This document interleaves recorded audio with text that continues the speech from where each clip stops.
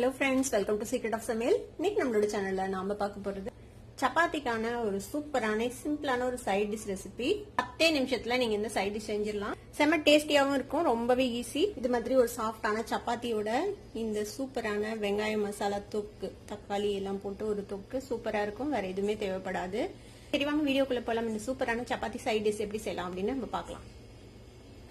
ஒரு பேன்ல வந்துட்டு ஒரு 2-3 டீஸ்பூன் அளவுக்கு எண்ணெய் விட்டுக்கோங்க. கொஞ்சம் எண்ணெய் அதிகம் விட்டீங்கன்னா அது நல்லா இருக்கும். இப்போ கொஞ்சமா சோம்பு சேர்த்திக்கலாம். ஒரு 1/2 டீஸ்பூன் அளவுக்கு சோம்பு சேர்த்திக்கோங்க. சோம்பு வந்துட்டு லேசா பொரியுது. நான் ஒரு 3 பெரிய வெங்காயத்தை இந்த மாதிரி நீல வாட்டில வெட்டி வச்சிருக்கிறேன். ஒரு பாதி பச்சை மிளகாய் அதையும் இந்த மாதிரி பொடியா நறுக்கி வச்சிருக்கேன். இப்போ இந்த வெங்காயம் பச்சை மிளகாய் ரெண்டையும் இதுல சேர்த்திக்கலாம். வெங்காயம் நல்லா பொன்னிறமா வதங்கணும், அது வரைக்கும் இதை வந்துட்டு வதக்கிக்கலாம். மீடியம் ஃப்ளேம்லயே வச்சுக்கோங்க. வெங்காயம் லேசா ஒரு கோல்டன் கலர் வர ஆரம்பிச்சிருக்கு. இந்த ஸ்டேஜ்ல ஒரு 3/4 டீஸ்பூன் அளவுக்கு இஞ்சி பூண்டு விழுது சேர்த்திக்கோங்க. இதோட சேர்த்து வதக்கி விட்டுறலாம்.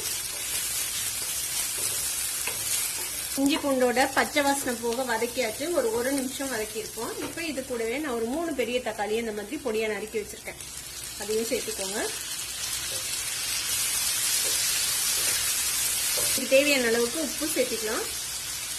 ஒரு 1/4 டீஸ்பூன் மஞ்சள் தூள் சேர்த்திக்கோங்க. மல்லித்தூள் ஒரு 3/4 டீஸ்பூன் சேர்த்துறேன். 1 டீஸ்பூன் அளவுக்கு மிளகாய் தூள் சேர்த்திக்கலாம். உங்க காரத்துக்கு தகுந்த அளவுக்கு மிளகாய் பொடி சேர்த்திக்கோங்க. மசாலா பிளேவருக்காக ஒரு 1/2 டீஸ்பூன் கரம் மசாலா பொடி, ஒரு 1/4 டீஸ்பூன் பெப்பர் பவுடர் சேர்த்திக்கோங்க. கூடவே ஒரு 1/4 டீஸ்பூன் ஏலக்காய் பொடி.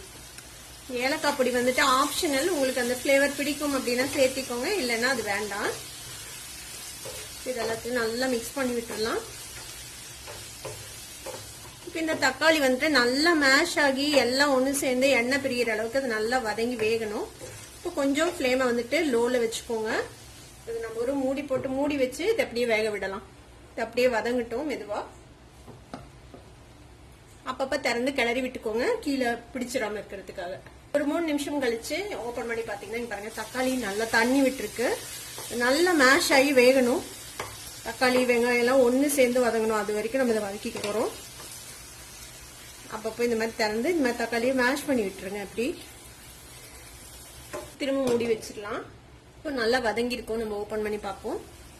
பாருங்க, தக்காளி வந்துட்டு நல்லா மேஷ் ஆகி வெங்காயம் தக்காளி எல்லாம் சேர்ந்து ஒரு தொக்கு மாதிரி ஒரு கன்சிஸ்டன்சிக்கு வந்திருக்கு. இந்த அளவுக்கு நல்லா மேஷ் ஆகி வதங்கிடணும் தக்காளி.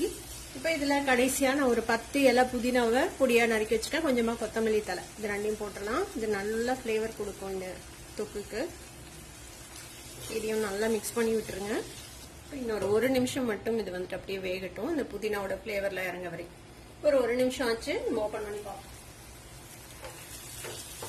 அவ்வளவுதான், நம்மளோட சிம்பிளான சப்பாத்திக்கான சைட் டிஷ் ரெடி ஆயிடுச்சு. வெங்காயம் தக்காளி போட்டு ஒரு மசாலா தொக்கு. அடுப்பு ஆஃப் பண்ணிடலாம். நம்மளோட சிம்பிளான சப்பாத்தி சைட் டிஷ் ரெடி ஆயிடுச்சு. நீங்களும் ட்ரை பண்ணி பாருங்க. ட்ரை பண்ணி பார்த்து எப்படி இருந்தது எனக்கு கமெண்ட்ஸ்ல ஃபீட்பேக் கொடுங்க. இந்த வீடியோ உங்களுக்கு பிடிச்சிருந்தா சப்ஸ்கிரைப் பண்ணுங்க, பக்கத்துல இருக்க பெல் ஐகானை கிளிக் பண்ணுங்க. அப்பதான் ஃபியூச்சர் நோட்டிபிகேஷன்ஸ் உங்களுக்கு உடனே வந்து சேரும். லைக் பண்ணுங்க, ஷேர் பண்ணுங்க. தேங்க்யூ ஃபார் வாட்சிங் this video viewers. Bye bye.